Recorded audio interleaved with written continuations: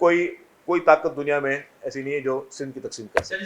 Underpass पे कल भी हम गए हैं, उसको बहुत एक्सपीडाइट कर रहे हैं और जल्दी बनेगी। बाकी उससे लोगों को तकलीफ है, उनसे माजरत भी करते हैं, लेकिन कल भी हम लोग गए, मैं 2-3 दफ़ा जा चुका हूँ। बहुत जल्द आपको अंडरपास भी बना देंगे और वो रोड भी इंशाल्लाह। जी, शाहराह भुट्टो डिले इस वजह से हुआ, आपके इल्म में है कि जब बारिशें आई थी तो जो एक हिस्सा बन रहा था उसको थोड़ा नुकसान पहुंचा था, तो इसके लिए थोड़ा टाइम उन्होंने मांगा है, लेकिन बहुत तेज़ी से काम जारी है। और उसको कहा हमने कल भी कि इसको 24/7 करें और वो जो शिफ्टें हैं उनको बढ़ाएं ताकि जल्द काम हो सके। करीमाबाद वाले अंडरपास का इशू ज़रूर, जैसे आप कह रहे हैं, इतनी उसकी ज़्यादा लागत नहीं पड़ी, लेकिन यूटिलिटीज़ की वजह से उसमें डिले भी हुआ है और उसमें ज़्यादा अखराजात भी हुए हैं। अब भी जो डिले था वो के इलेक्ट्रिक और सुई गैस वालों की तरफ से था, जिसके उनसे बात भी हुई है और अब वो उसको एक्सपीडाइट किया है और इंशाल्लाह बहुत जल्द वो कामयाब अरबाब टंडे साहब पूरे कराची को बना रहे हैं। जितने टाउन्स हैं बड़ी शाहराहों के साथ साथ जो छोटे रोड हैं वहाँ के टाउन्स में, उन सब को बेहतर किया जा रहा है। ड्रेनेज और सीवेज को भी बेहतर किया जा रहा है। फिर आपने देखा होगा कि सफाई में भी काफ़ी बेहतरी आई है, उसको मज़ीद बेहतर कर रहे हैं।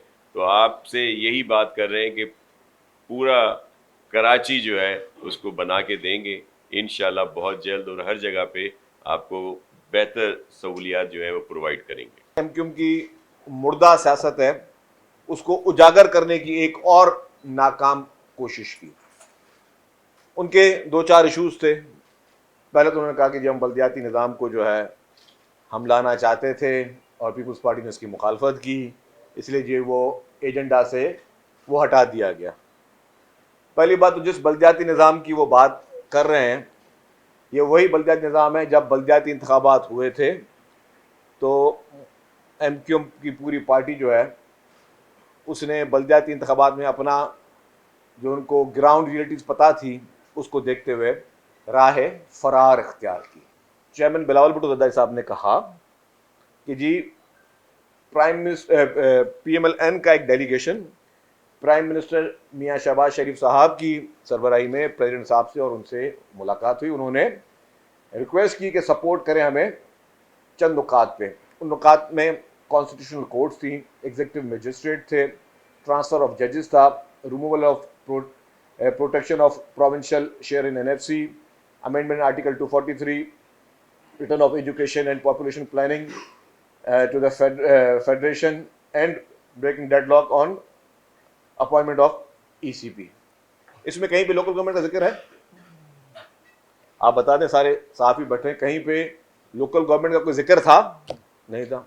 तो अगर एमक्यूएम की नज़र में था तो उस वक्त एमक्यूएम ने क्यों नहीं रेज किया कि जी ये ट्वीट अधूरा है या पॉइंट अधूरा है, हमारा भी कोई पॉइंट मौजूद था? तो वहाँ पर इनका तस्करा ही नहीं था।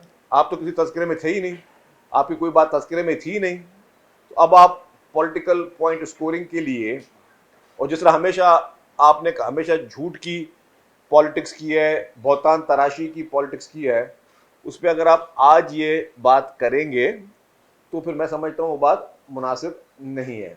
कोई भी अमेंडमेंट लेके आनी है तो उन्होंने चेयरमैन पाकिस्तान पीपल्स पार्टी से और प्रेसिडेंट आसिफ जरदारी साहब से बातचीत करनी होगी। उसके बाद वही वो उन्होंने प्रोसीजर करना होगा। वो अपनी डेफिनेटली वो कोई भी चीज़, वो एक डेमोक्रेटिक पार्टी के लीडर हैं, वो डेमोक्रेसी में यकीन रखते हैं, वो डिक्टेटर नहीं है कि जो खुद ही फैसले कर लें। अगर हमारी लीडरशिप खुद फैसले करके भी कर लेती तो कोई मेंबर नेशनल असेंबली या कोई सेनेटर जो है इस पर एतराज़ नहीं करता। लेकिन उन्होंने हमेशा एक पार्टी की मजलिस आमा को जो है उन्होंने एक फौकियत दी है